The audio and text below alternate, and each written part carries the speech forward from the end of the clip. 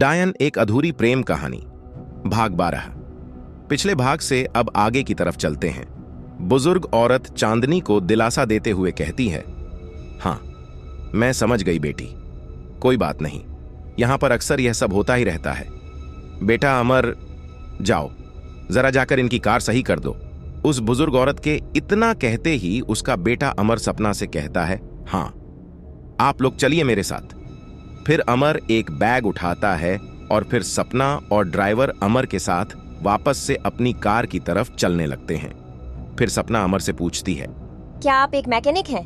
नहीं, मैकेनिक तो नहीं हूं, पर कार अगर पंचर हो जाती है तो मैं बना लेता हूं। मैंने जो बैग लिया है इसमें सारा सामान है। यहां पर अक्सर लोगों की कार पंचर हो जाती है तो मैं लोगों की सहायता कर देता हूं, मुझे अच्छा लगता है।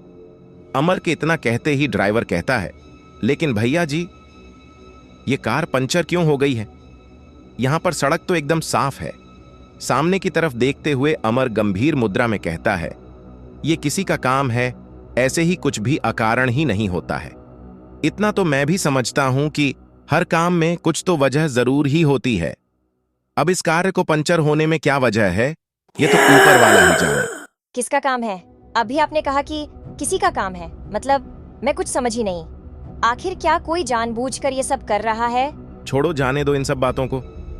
ये सब बातें हैं, बातों का क्या, बस अभी यह समझना है कि होना क्या चाहिए और आपकी कार सही हो जाए। मेरा मतलब है कि पंचर सही हो जाए। वैसे तुम्हारे पिता ने एक बार इत्तेफाक से ही मेरी सहायता की थी, शायद इसीलिए मैं भी आपकी सहायता के लिए उपस्थित हूं। क्या आप मेरे पिता को जानते थे? और आपको कैसे पता कि मेरे पिता कौन थे और मैं कौन हूँ? बिना कुछ जवाब दिए अमर मुस्कुराते हुए अपना बैग कार के पास रखता है और कार का पहिया खोलने लगता है। आपने मेरी बात का कोई जवाब नहीं दिया। अमर जंगल की तरफ देखते हुए कहता है, आप लोग कार के अंदर बैठ जाइए और दरवाजा बंद कर लीजिए। यहाँ के जंगली जानवर बहुत ही खतरनाक होते हैं, वे कभी भी किसी भी समय यहाँ आ सकते हैं। सपना और ड्राइवर कार के अंदर बैठ जाते हैं। अमर पंचर ठीक करने लगता है। कार के अंदर की तरफ बैठा ड्राइवर सपना से कहता है कि मैडम जी, मुझे कुछ सही नहीं लग रहा है। ये आदमी आपको कैसे जानता है? मुझे भी बहुत अजीब सा लग रहा है, पर वह बता भी तो नहीं रहा है। थोड़ी देर बाद मैं फिर से पूछूंगी। कुछ समय बाद अमर अपने बैग को बंद करते हुए कहता है, सपना जी, आपकी। पर आपने मेरी बात का जवाब नहीं दिया। आखिर आप मुझे और मेरे पिताजी को कैसे जानते हैं? और फिर मैंने तो आपको पहली बार ही देखा है, तो फिर आपने मुझे पहचान कैसे लिया कि मेरे पिताजी कौन हैं? बस इतना समझना कि गलती के बदले गलती करना और समझदारी के बदले समझदारी, ये दोनों काफी अलग बातें भी हैं और एक जैसी बातें भी हैं। यह सबकी अहमियत तो हमारी सोच पर निर्भर करता है। मैंने आपसे अभी कहा था कि आपके पिताजी ने इत्तेफाक से एक बार मेरी मदद की थी, इसलिए मैंने भी आपकी एक बार मदद कर दी। मेरी एक आदत है कि मैं कभी किसी का उद्धार नहीं रखता।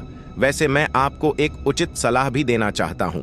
बात एकदम सीधी सी है, जबरदस्ती किसी के भी पछड़े में नहीं पड़ना चाहिए। अपने काम से काम रखना चाहिए। अगर कोई हमारा बुरा नहीं कर रहा है तो हमको भी उसका बुरा नहीं करना चाहिए।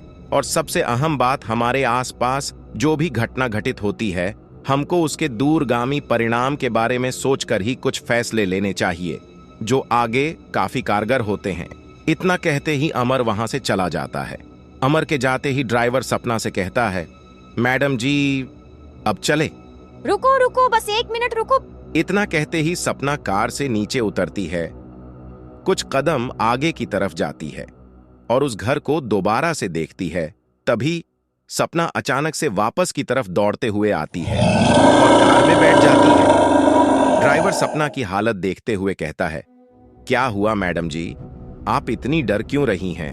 पानी की बोतल दो जल्दी। सपना जल्दी जल्दी पानी पीती है। पानी की कुछ बूंदें उसके कपड़े पर भी गिरते रहते हैं। ड्राइवर भौचक्का होकर कहता है, अरे मैडम जी, आप ठीक तो हैं? अरे, जिस घर में हम लोग गए थे वहां पर अब वह घर ही नहीं है। ऐसा कैसे हो सकता है? वह पूरा का पूरा इलाका जंगल ही है। सपना की बात सुनकर बदहवाश सा ड्राइवर जल्दी से कार स्टार्ट करता है और बड़ी ही तेजी से कार चलाने लगता है। कार तेजी के साथ अपने गंतव्य की तरफ बढ़ने लगती है।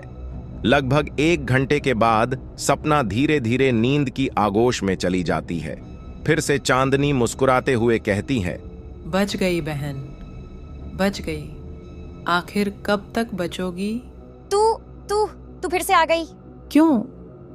तो क्या मुझे आपकी मर्जी से चलना चाहिए क्या? बहुत कठिन है डगर पनघट की बहन। पता है, तेरे पिता को तो गला घोंट कर मारा था।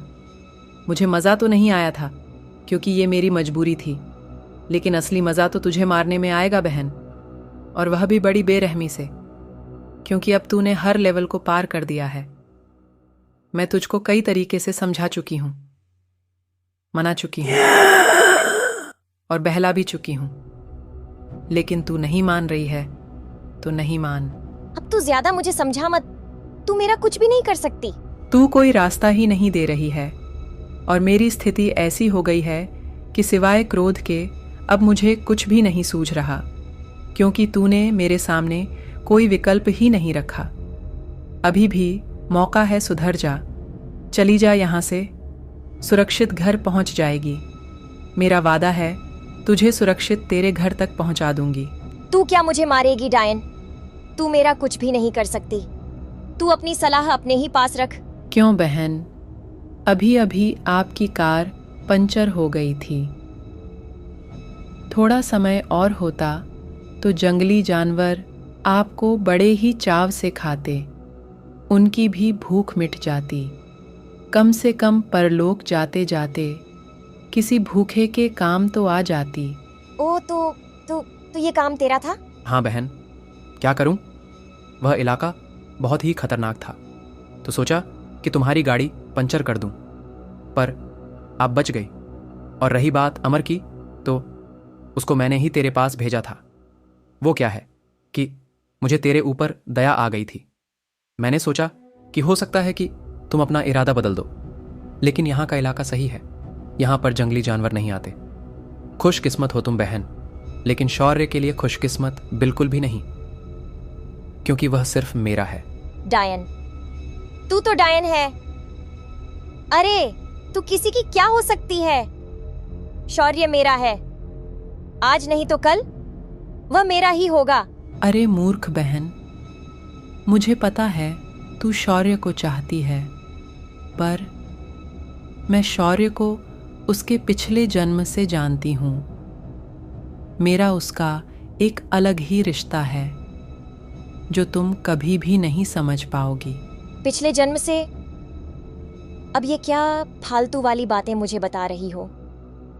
तुम एक बात समझ लो, तुम मुझे कितना भी समझाओगी, मेरा इरादा बिल्कुल भी नहीं बदलेगा।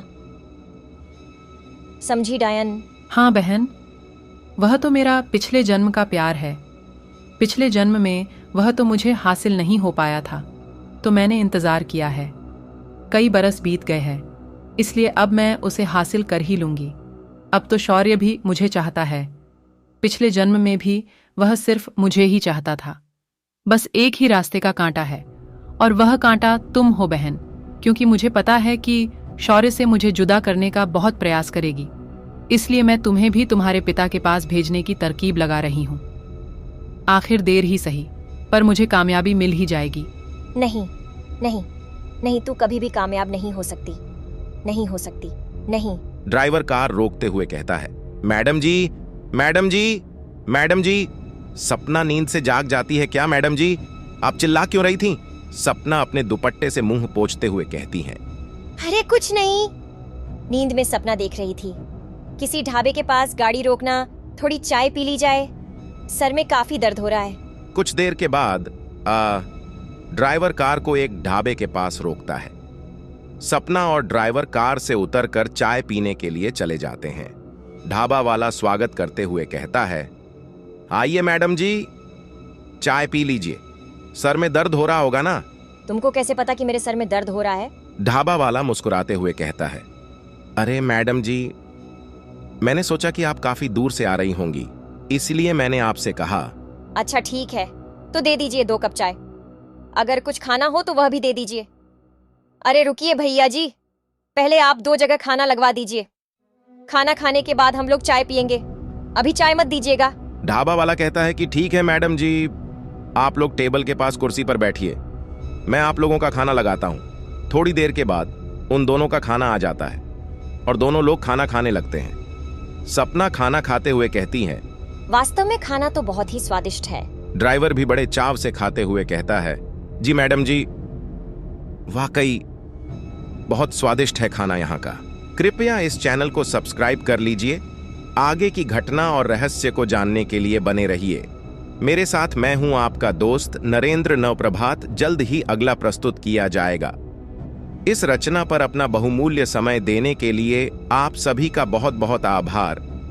बहुत बहुत धन्यवाद। कृपया इस चैनल को सब्सक्राइब कर लीजिए।